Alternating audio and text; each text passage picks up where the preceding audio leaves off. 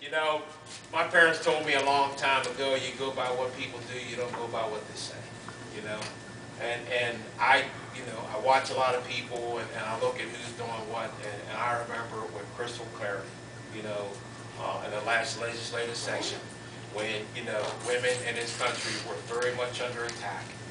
Watching, you know, our leader, a minority leader in the House of Representatives, when they were trying to tell women, we're going to decide how you're going to address your health issues, our leader led a group of women out the door in protest for men trying to decide how women are going to address their own health issues.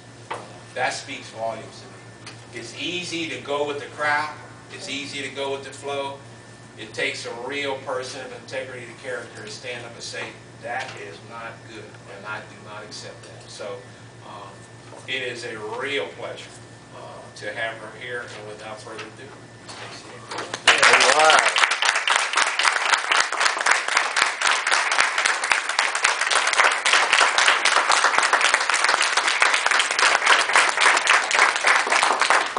If I had any sense, I'd actually stay seated so I don't disprove everything he just said about me. I want to first say thank you to Representative Scott. She was very modest, but we can't do the work we do under the Gold Dome without fantastic legislators like Sandra Scott, who just came through a fairly tough election and won handily. So please join me in welcoming her. Congratulations on her win. So I asked Mike outside what he wanted me to tell you, and I have a very simple message. 2012 this is a turning point year. It's a turning point not just for Henry County, it's a turning point for Georgia. There's a lie that's been told by Republicans so long that we all actually believe it, and that's that this state is red. This is not a red state. A red state is a state like Utah, where the difference is about 1 million votes. A red state is a state like North Dakota. Georgia's not a red state. Georgia's purple and confused. And it is our job to explain who we are. I'm going to give you some numbers. In 2006, Mark Taylor lost the governor's race to Sonny Perdue by 418,000 votes. In 2008, Barack Obama lost to John McCain in the state of Georgia by 204,000 votes. Now, most people will tell you that the 200,000 vote difference was an anomaly. That was just because black people woke up and decided to vote that day. That young people woke up and decided to vote that day. That women woke up and decided to vote that day. But if you look at 2010, and 2010 was the worst year in the history of the state of Georgia for Democrats. We lost everything across the board. We even voted against ourselves in some things. But in the worst year for Democrats in the history of the state, the governor was selected by 258,000 votes. The Attorney General, 252,000 votes. When you go from Barack Obama in 2008 to the worst year for Democrats in the history of Georgia, you're talking about a 50,000 vote difference. That's Decatur. That's McDonough. The difference between Georgia being red and being blue is 250,000 votes. That's the number of people we have to find. That's the number of people we have to remind that they are Democrats who believe in the 15 principles that you all lay out in your county party. Those are the people we have to tell that if you will wake up and vote, if you will go to the polls, you will change your destiny. Because if you don't believe it, remember what the state used to be like before they took over. Remember when there weren't teacher furloughs every single year. Remember when you didn't have to worry about whether your child was going to get a full year's education for the exorbitant property taxes that you pay. Remember whether or not there were jobs to be had, because when Democrats were in charge, you may not have liked everything we did, but you at least had the ability to protest it because you didn't have voter ID laws. Remember when, and you will know what we need to get done. Now, there's someone who talks about all politics being local. Ms. Jefferson mentioned that all politics are local. That's why Henry County matters. A few years ago, Rockdale County had this crazy idea. Rockdale County was a red county. Most people couldn't find Rockdale County on the map, and if they did, they didn't plan to stay there. But Rockdale County had a plan. And year over year, they crept up on the Republicans, and they took over. And now Rockdale County is a blue county. Newton County is doing the same, and Henry County can join them. And the best thing about it is that Republicans are helping you do it. They keep talking, and the more they talk, the better we look. Our job is to take advantage of what they're giving us.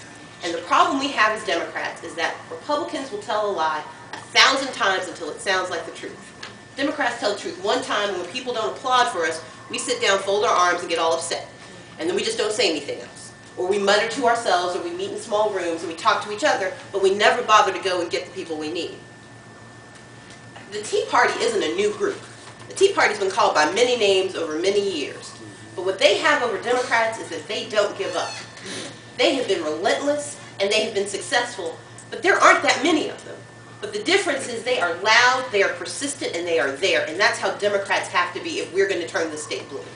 We have to be in the faces of the people we need if we want them to have the things they need. That's the job that you have in this room. Now, I've told you about the numbers, but let me tell you about the plan. Winning elections, and Sandra can tell you this, winning an election is math. It's not, money matters, but it's not alchemy, it's not magic, it's not voodoo, it is math. You get more people to vote than they do.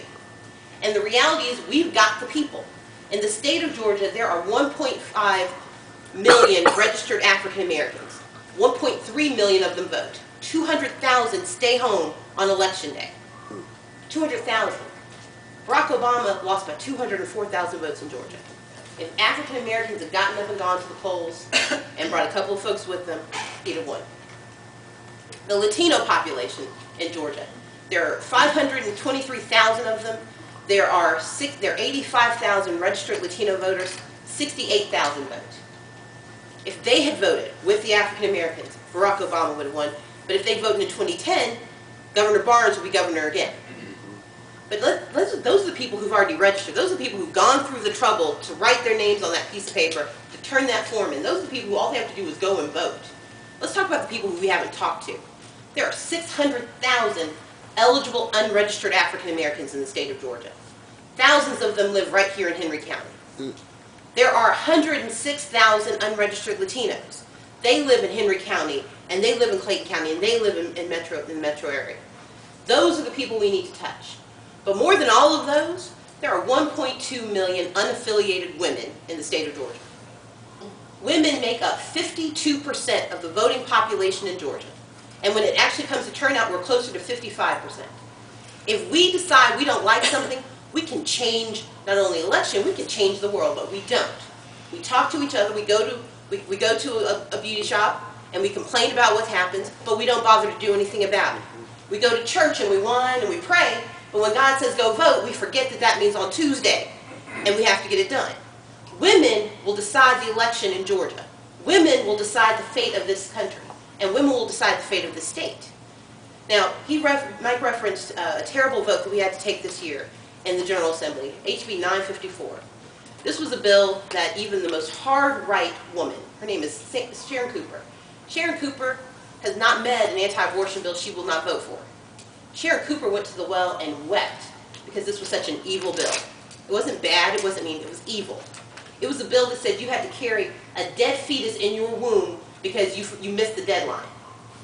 It was a bill that said if your OBGYN says your health is in danger, if you didn't manage to count the dates right, you just have to live with it. And it was pushed by a man because he wanted to get reelected. Well, two things happened. The bill passed, but he didn't.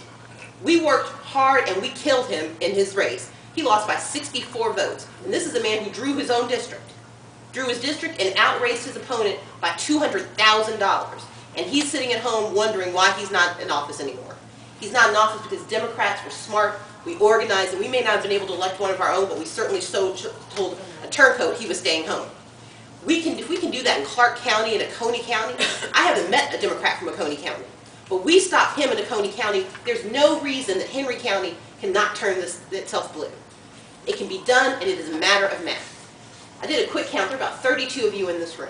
If every single one of you spent the next 10 weeks registering 100 people, not just registering them, but explaining why it matters, explaining that if you don't like how much your property taxes go up every year, change your Board of Commissioners.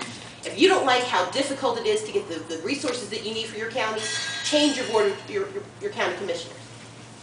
It takes, if each of you went out and got 100 people registered and to the polls, you've got enough people to win those elections.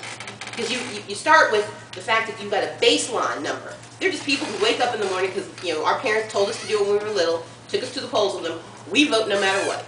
We're called super voters. I voted every election. I haven't missed a vote since I turned 18. Most of you probably in this room haven't either. problem isn't you, it's the fact that you haven't bothered to go and convert somebody else. My parents are Methodist ministers. Their job is conversion. And I agree with the city council.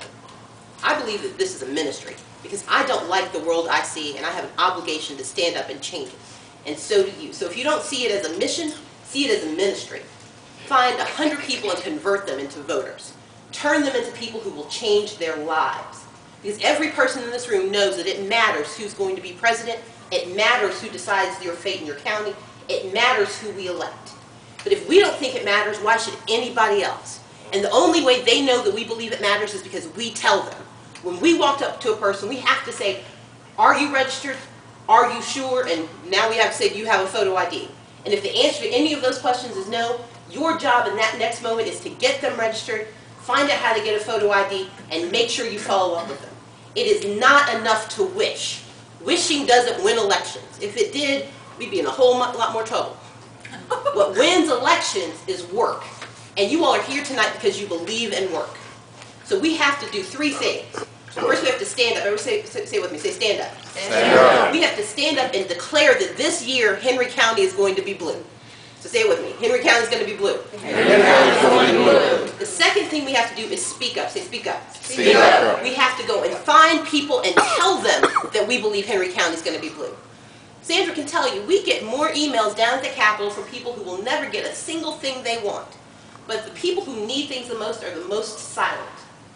I don't hear from Democrats. I hear from Republicans, I hear from Tea Party, and the Georgia Right to Life folks call me every day. But I don't hear from anyone who knows that I agree with them. Because we sit silently thinking, well, if we're right, so everyone else knows we're right. No, they don't know we're right, but more importantly, they don't know we care. So first we have to what? Stand up. And then we have to speak up. And on November 6th, every single one of you needs to show up. Say it with me, say show up. Show up. We have to show up at the polls, and we have to bring people with us. If you show up at the polls by yourself, you are committing a sin. It is immoral to go to the polls by yourself this year. Because if you don't think that Romney and Ryan have a plan for this country, if you don't think that Nathan Deal, who I get along with well, but Nathan Deal is not my governor when it comes to some of the issues that he votes on. He is not the person who should be leading our state if what he's going to do is cut education and cut Medicaid and cut access to health care. Now, when we can work together, we do, but when we disagree, we must. And this is a room that can change the fate of this state. And if you are willing to first do what? Stand up. And then speak up. And finally, show up. We will shut them up and we'll take the state. Thank you.